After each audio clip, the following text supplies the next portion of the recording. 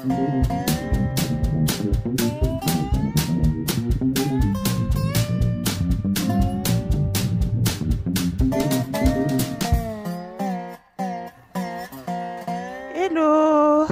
bonjour, bienvenue à la Minute Pia Pia.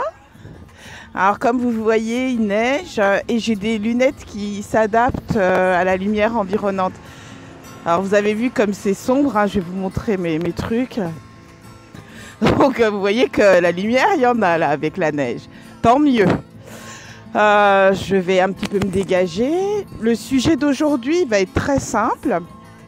Je vais vous parler justement du malaise saisonnier. C'est vrai que je parle tout le temps d'aller mieux, de penser positive, de ne pas se laisser envahir par des choses et de cristalliser les mauvaises pensées.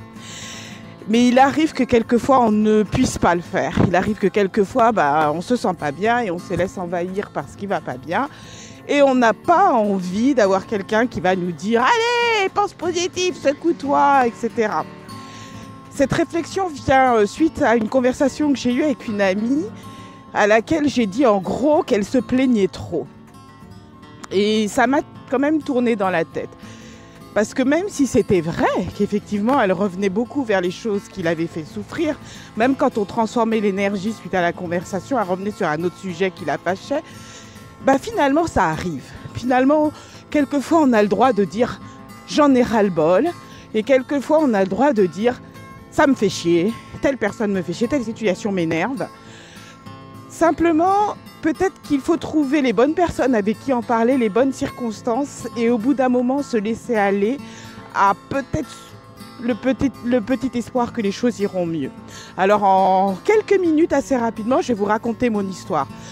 Parce que un proverbe amérindien dit « On ne peut pas comprendre la situation de quelqu'un tant qu'on n'a pas marché dans ses mocassins pendant au moins quelques mois. » Moi, je peux dire que pendant pratiquement presque un an et demi, je suis arrivée à une situation où j'ai failli vraiment tout perdre. Financièrement et même mentalement, mon esprit n'était plus vraiment là.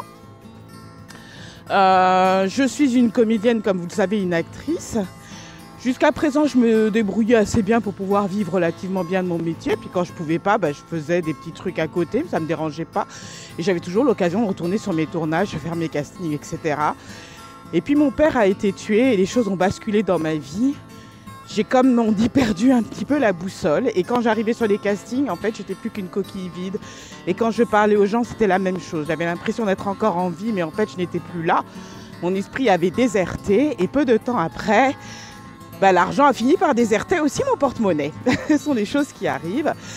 Et j'ai été sur le point de perdre l'habitation que j'avais, tout, voilà. Je n'en parlais pas autour de moi. Je continue à faire bonne figure parce que c'est comme ça que je suis et j'estime, ça c'est ma croyance, que si on ressasse les choses qui ne vont pas, on ne fait qu'aggraver la situation. Donc dans mon cas, j'essayais de voir comment je pouvais me sortir de là. Et je n'avais pas compris que la leçon qu'on était en train de me donner, c'était effectivement de ne pas chercher à m'en sortir seule, mais d'apprendre à demander de l'aide. Et ça, c'est une chose que je ne savais pas faire. J'avais toujours appris dans beaucoup de situations à me démerder seule, ce qui est très très bien, mais les humains, nous sommes quand même une espèce de tribu qui ne peut pas, si vous voulez, où les individus ne peuvent pas comme ça s'isoler tout au long d'une vie, vivre seul et penser mener une vie de pleine satisfaction et surtout qui sera aussi utile à la communauté. Il était temps que je retourne parmi les miens. Alors qu'est-ce qui s'est passé un matin que je méditais, parce que par contre je n'ai jamais lâché la méditation, j'ai entendu, ressenti, comme vous le voulez, une voix qui m'a dit si tu espères, si tu attends que les choses s'améliorent pour aller mieux, tu peux attendre longtemps. Donc j'ai dit ok, d'accord, qu'est-ce que je peux faire du coup? Et on m'a dit décide d'être heureuse. Alors j'ai dit ok, je décide d'être heureuse et quoi? Eh bien, vous n'êtes pas obligé de me croire. Mais je me suis sentie tout d'un coup dégagée. Il y a quelque chose qui a changé. La situation n'avait pas bougé, mais moi j'allais un peu mieux. Et alors que j'étais dans cet état d'apathie dans lequel je ne savais même pas quoi faire et j'avais même plus d'angoisse. Vous savez, on peut atteindre un état de dépression tel qu'on n'est même pas conscient d'être dépressif. Et surtout, qu'on n'a même plus la force de faire quoi que ce soit. L'état d'apathie, c'est le pire. C'est celui où on ne bouge même pas et on n'exprime plus aucune véritable émotion. On n'est plus touché par grand-chose. même pas par son propre malheur. C'est très étrange, on est transparent à la vie, à soi-même. Eh bien, je suis sortie de ça. Et comme par hasard, parce que justement, j'ai fait bouger les choses à l'intérieur de moi, une amie qui ne me voyait plus depuis un moment a eu l'intuition comme ça de passer me voir. Elle le fait jamais d'habitude. Elle a sonné littéralement à ma porte et elle m'a dit « Je sens que quelque chose ne va pas, est-ce que je peux venir ?» On a pris un thé. Je lui ai expliqué franchement la situation.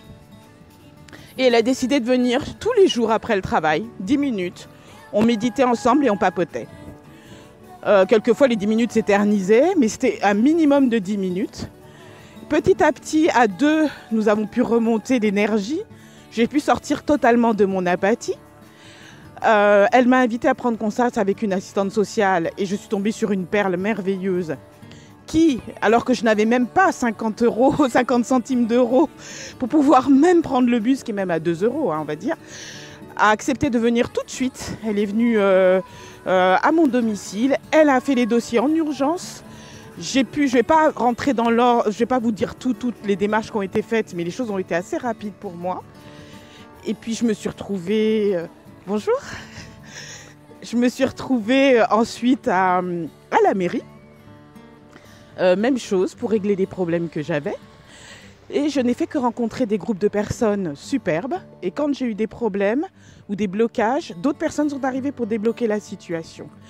Et mentalement, me direz-vous, j'ai aussi obtenu un soutien d'une infirmière formidable qui m'a permis de mettre des mots sur mes mots MAUX, des mots MOTS sur mes mots MAUX.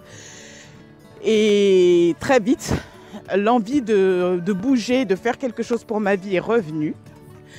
De même que finalement l'argent pour pouvoir commencer à me déplacer, etc. Donc entre guillemets, on critique le système français, mais quand même merci infiniment, puisque mes billets, mes transports, tout ça, tout était pris en charge pendant un petit bout de temps et ça m'a vraiment profondément aidée. Donc ça, c'est important de le dire aussi. J'ai eu ce soutien extraordinaire du pays dans lequel je vis et dont je suis citoyenne et j'en suis très fière. Je suis très fière de ce système-là. Et puis par la suite, j'ai eu rendez-vous avec mon conseiller Pôle emploi. Maintenant, j'avais une carte Navigo qui me permettait d'aller au rendez-vous sans aucun problème. Et il m'a trouvé un travail le jour même. Et devinez où? Au Pôle emploi. Et j'ai pu du coup aider et surtout comprendre des personnes qui arrivaient devant le pupitre et qui étaient dans des situations que je venais de vivre, que j'avais vécues pendant pratiquement 1 an. Je savais ce dont ils parlaient quand ils parlaient de problèmes pour payer l'électricité, le téléphone, le transport. Parce que quand on est de l'autre côté, on ne se rend pas compte que des fois, même pour acheter une boîte de sardines, c'est tout un problème. Que des fois, on n'a pas la force, on n'a pas l'énergie de faire des démarches administratives qui nous permettraient de sortir du funk. Tout ça, j'étais capable de le comprendre. Et du coup, j'ai été utile, je l'espère, pendant cette année-là où j'ai travaillé au Pôle emploi et j'étais ravie de pouvoir mettre mon cœur, ma compassion au service de ces gens-là. On dit aux États-Unis « give back », c'est-à-dire donner en retour tout ce que j'ai reçu et de pouvoir en faire profiter les autres. Et puis bon, après j'ai trouvé un autre boulot et puis voilà, de fil en aiguille, on en arrive là où je suis maintenant. C'est-à-dire que j'ai créé mon propre business et je commence à me développer et j'ai la force maintenant de me développer. Une petite chose aussi que je veux rajouter, c'est que j'ai parlé à mes fils. Alors souvent, quand on est adulte et qu'on a ce genre de situation, on n'ose pas se confier à nos enfants parce qu'on n'a pas envie d'être un poids pour eux. On n'a pas envie de peser sur leur vie et sur leur conscience. Ça a été une erreur parce que quand ils ont été face à la situation, il était déjà vraiment pratiquement trop tard pour intervenir. Et surtout, ils se sentaient coupables d'avoir continué à vivre leur vie alors que leur mère vivait un enfer et traversait l'enfer. Donc l'effet que je voulais, si vous voulez, de les préserver, que je voulais maintenir, finalement, était raté. Maintenant, quand vous avez une situation de ce genre-là, quand vous traversez un moment où vous n'en pouvez plus, vous êtes au bout de votre vie, littéralement, trouvez quelqu'un à qui parler. Quelqu'un, une copine, un copain, psychologue, et aussi, si vous êtes un parent, parlez-en à un de vos enfants ou à tous vos enfants.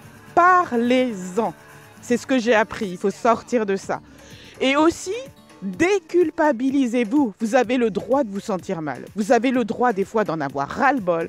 Vous avez le droit de vous affaler devant la télé, devant des feuilletons débiles et de bouffer des chips en buvant du Schweppes ou quoi que ce soit d'autre. Vous avez le droit. Quelquefois, on n'en peut plus et ça arrive et c'est normal et personne n'a le droit de vous rendre coupable de quoi que ce soit regardant ça.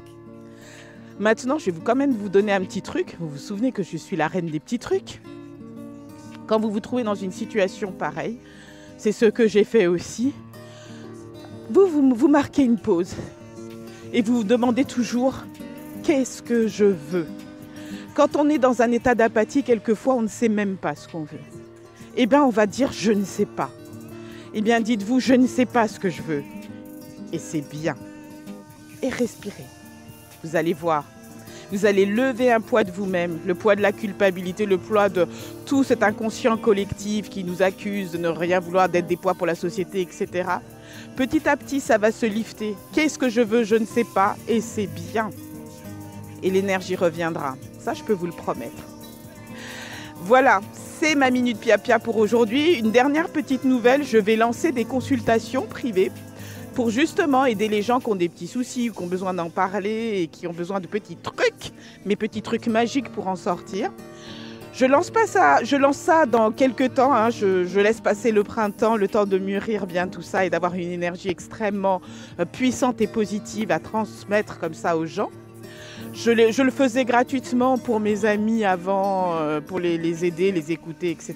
J'ai différents outils que j'utilise, outre mon intuition et mon incroyable sourire. N'hésitez pas à me contacter en privé, hein, si vous le voulez en MP, pour qu'on en discute.